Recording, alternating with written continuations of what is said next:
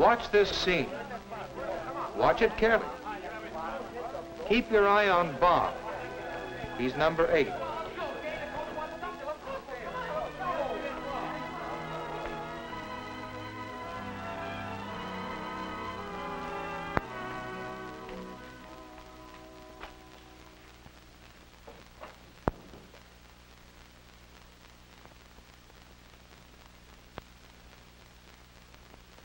What did you see? Do you think Bob's action was honest or dishonest? If you saw such an incident, what would you do about it? That incident came to involve each of us in this room. And it caused us to consider the subject of honesty from many angles. It sure did. That's why Mr. Barker, he's athletic director of our school, suggested that we talk it over with you. Because, well, maybe it'll help you to know just what we found out about honesty. And we found out plenty. To be honest may sound easy. Some of the time it is. But it can be a real problem. Especially when wanting to be honest conflicts with other things you want to do. Now, getting back to that scene in the locker room, it happens that Jim was a witness. Let's see again exactly what Jim saw.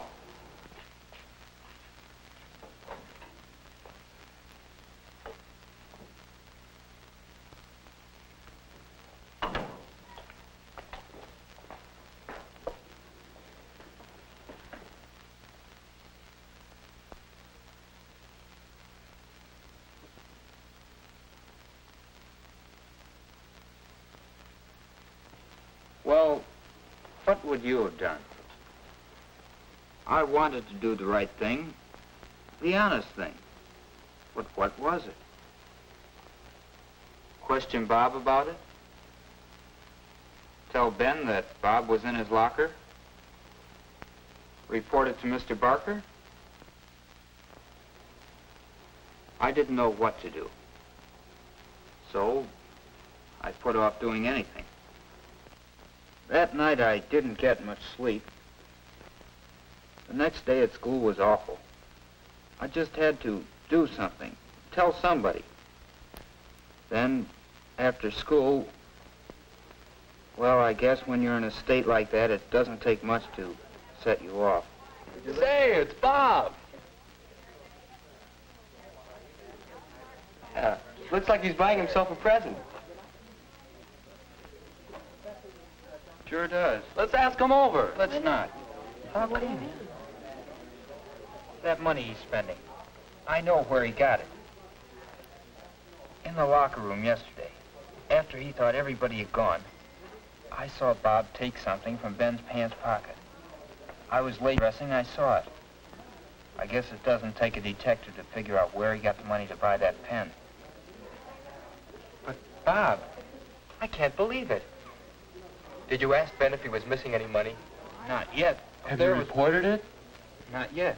But you have to. You ought to tell Mr. Barker about it right away. No, you don't. You tell Mr. Barker, and whatever else happens, he'll kick Bob off the team. Where'll we be with our star center gone and half the schedule left to play? Gee, Nick, when you put it that way. I didn't know what I was going to do. But I'd realized I shouldn't have blurted it out in public that way. So I asked the kids to promise me not to say a word. And did they? Yes, we promised, but then... This one's on me, Terry.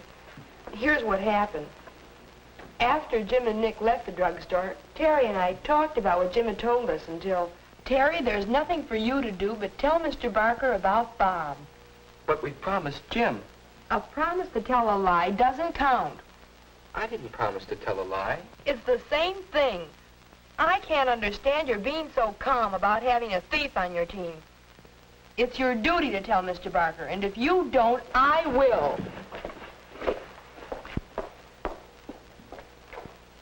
Well, there I was, wanting to be square with Jim, but, well, I didn't want Rose mad at me, and it did seem dishonest to conceal a thing like that.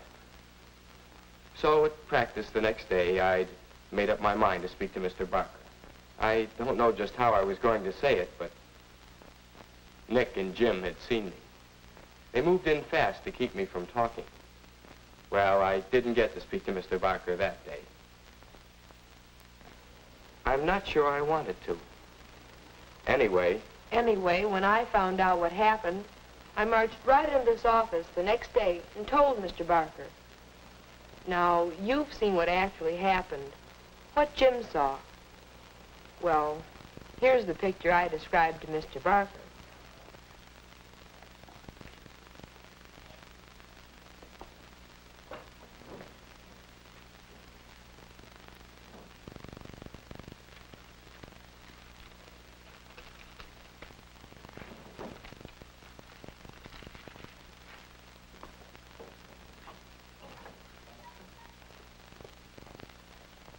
That's the picture I gave Mr. Barker. At the time, I really thought I was telling the truth. But, of course... We'll come back to you, Rose. But now let's have a little skull practice. Of course, after Rose made a report, I did what was the obvious thing for me to do. I questioned Bob and Ben. And I found... But that can wait. Right now, let's see what pointers we can pick up about honesty. Well, one thing I learned, to be honest, you have to find the truth. That's not always easy. I saw Bob take something from Ben's locker, and then I saw him buy an expensive pen. It seemed he had stolen some money. But you didn't know I'd stolen it. That's right. And you didn't even give me the benefit of the doubt. No. You should have asked yourself some questions, Jim. Is it logical to think that Bob would steal? Does it jive with your past experience of the way Bob operates? Jim, your physics teacher might say that you formed your hypothesis, then jumped to your conclusion. You skipped that all-important part of testing your hypothesis.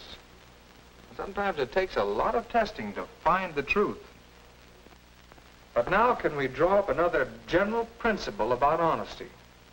I'd say the next step is pretty obvious. Tell the truth.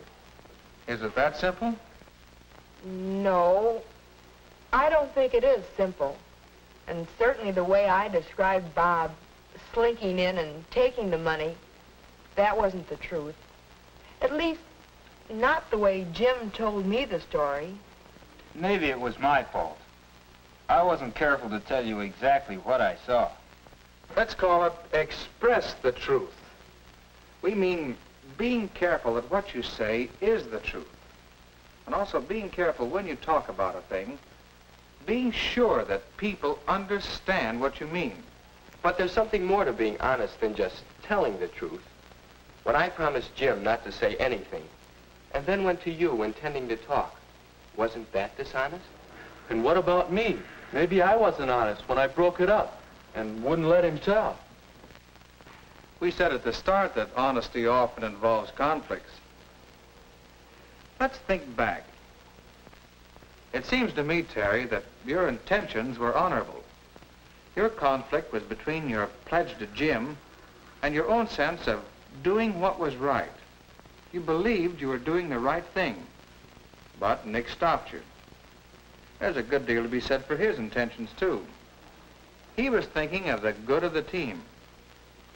Not that I'm saying he was right. If it ever came about that we had to harbor a known thief on our team in order to win games, I guess I wasn't thinking very deep, but I could just see the whole season blowing up in our faces. Maybe inside, I didn't really believe Bob was a thief.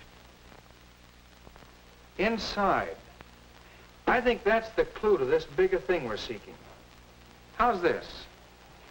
Know yourself. Examine your motives. Know what you're doing and why you're doing it. If your intentions aren't honest, then your deed can't be completely honest. I guess this is the time for me to explain my hypocrisy.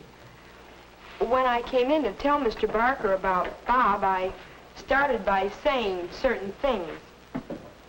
What I said and what I was really thinking were two different things. It was something like this. Mr. Barker, there's something you ought to know about one of your boys. There's something I want you to know about one of your boys.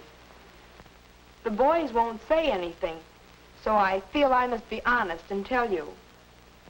I wish I didn't have to be the one to tell, but I want to be sure that you find out about Bob Foreman.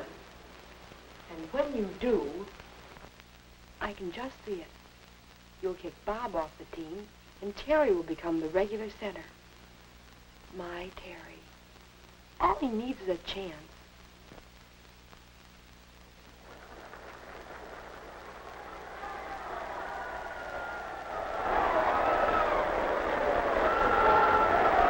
He'll be the star of the team, and I'll be sitting on top of the world. That, Mr. Barker, is the real reason why I had to tell you. Whether or not I thought I was telling the truth, my motive being what it was, I was not being honest. Thanks, Rose. This hasn't been easy, I know. But you've learned a lesson. A lesson in honesty. Honesty to yourself and honesty to others. That lesson will stand you in good stead all your life. I think we've all learned a good lesson. I've always heard that honesty is the best policy. Now I'm catching on to why that's so. It isn't always easy to be honest.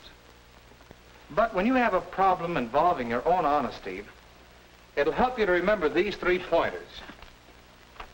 Know yourself. Be sure of your intentions, the motives behind what you're doing and saying. Find the truth.